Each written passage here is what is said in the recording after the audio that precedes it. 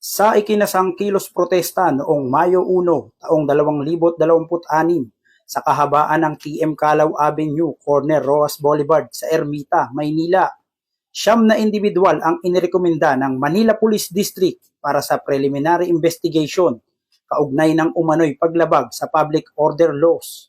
Ayon sa MPD, naging magulo umano ang ilang bahagi ng rally matapos tangkaing lampasan ng ilang rallyista ang itinayong barricade ng Civil Disturbance Management personnel.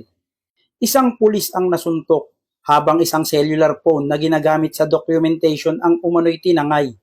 May ilan ding kapulisan na nagtamo ng pinsala matapos umanong manlaban ang ilang kalahok sa protesta.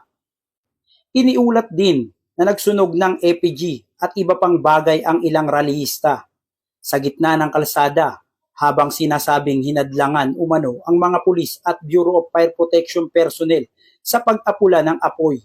Binigyang diin naman ni Police Brigadier General Arnold C. Santiago, District Director ng MPD, na nirerespeto ng MPD ang karapatan ng mapayapang pagtitipon, subalit kinakailangang sumunod pa rin sa batas upang mapanatili ang kaayusan at kaligtasan ng publiko. Mula dito sa Manila Police District, ako si Police Staff Sergeant Lionel Morpon, alagad ng batas, tagataguyod ng Balitang Pulis.